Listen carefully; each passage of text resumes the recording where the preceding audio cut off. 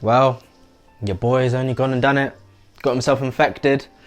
For many years I thought I was mentally, I don't know what the word is, unhinged. Thought I was distracted, unable to focus.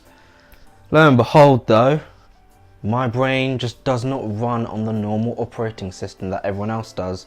I don't run Linux, I don't run Mac OS, I don't run Windows, I run that being ADHD. I guess there were many times or signs in my life that told me that I had ADHD, if that makes sense. Don't know if it does. But I think when I was in university, that's when I really started to question, like, why can't I just sit down at a desk in my room and like work, if that makes sense. Like, why do I find it like physically hard? Like I feel something in my brain like nagging me, like tickling me, like every time I do it, and it just doesn't feel like comfortable. But then I think when I got out of university and like waited a bit of time, started just to realise like, nah, my productivity is just too slow, if that makes sense. Like I get way too distracted and I spend too much time doing absolutely pointless endeavours, like gaming, stuff like that, do you know what I mean? But it was when it was like a year or two out of being university, and I started to look around at like what everyone else is doing in my life. And I don't like to compare, because comparison's the thief of joy, and I do believe everyone has their time, if that makes sense, like up and downs in life trajectory and all that. But when I started seeing that like my life kind of feels like I don't have too much to show for it, if that makes sense. I feel like I don't have too much to show for it, and I didn't have a lot of structure in my life. So like, I found it very easy to spend days doing absolutely nothing and being very, I don't know if the word procrastinative is a thing, just procrastinating a lot. I just do that all the time. So I decided to get myself tested. It's a weird one to get tested in the UK. You have to go through a long checklist and speak to a guy. I don't even know how, it feels weird getting tested, to be honest.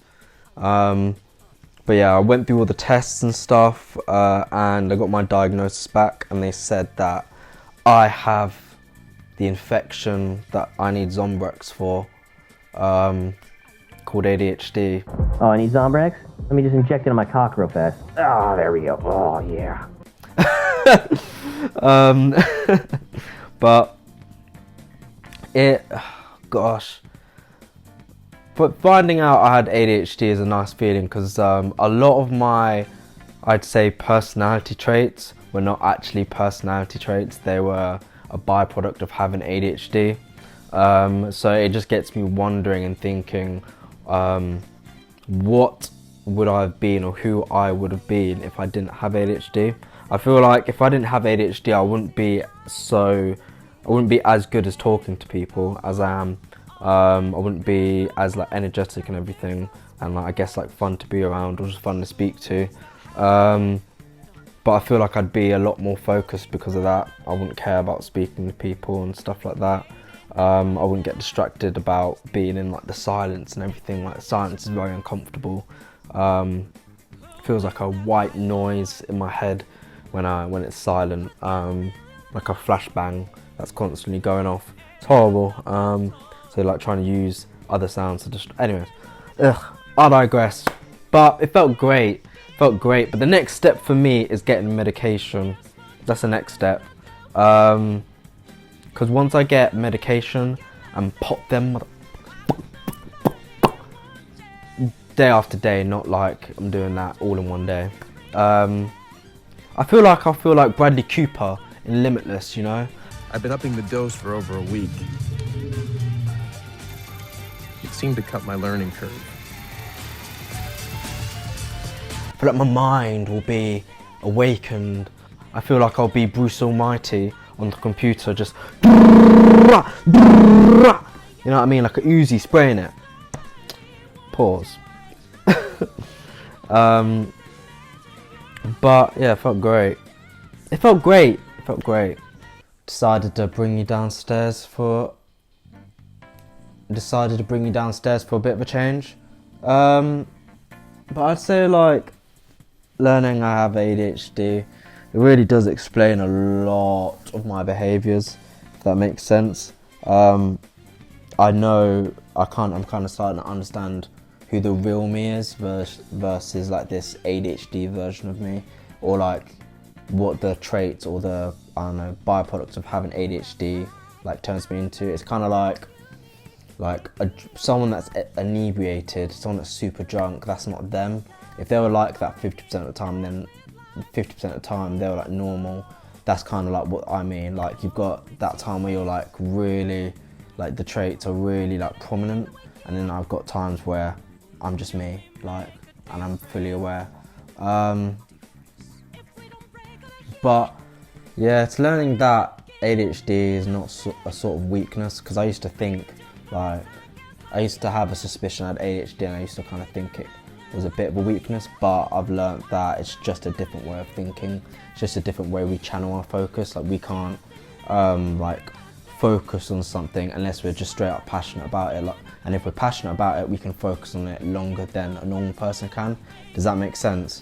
So it's kind of like only doing things that I'm passionate about, or trying to make things that I don't like put passion into it. So like if there's a task I don't want to do, I try to see the bigger picture of what it does for me and stuff like that, and then that brings out the passion and it makes me want to do it. If it's just me straight up doing the Monday task, I will procrastinate all day long. But yeah, I do see it as a bit of a superpower in terms of creativity.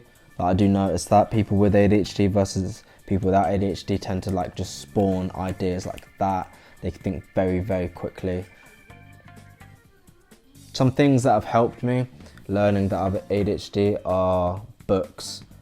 Books have absolutely just changed my life, I can't lie. In the last, I'd say, I've always read comics and mangas, but I never really delved into like literature and stuff, only until I'd say properly like in the last 4 years, but very heavy in the last like 2 years. I got very into books, and there's a couple books that I've completely changed my perspective on the mind.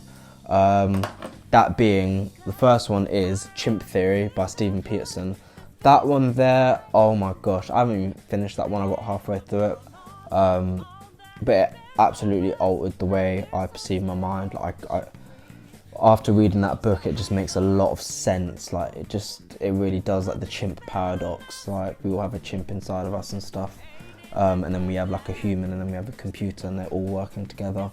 And then Psychometrics by Maxwell Waltz is a great book that just teaches you about self-image and how a lot of our actions and behaviours and the way we carry ourselves is through our self-image in our mind, whether we know it or not, or consciously or unconsciously. So like, for example, if in your head you perceive yourself, and when they say perceive yourself, it's literally like you see yourself like a T-pose in a game, like a 3D model, and then maybe like a bubbles around you, like characteristics and stuff.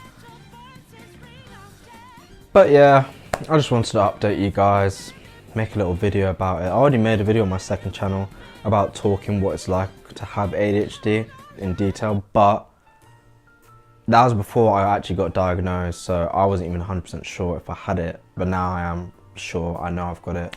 But yeah, just wanted to update you guys. If you liked the video, you know what to do. If you think I look like a twat with these goggles on, like the video. If you think I look like the top of a condom with this hat on, like the video.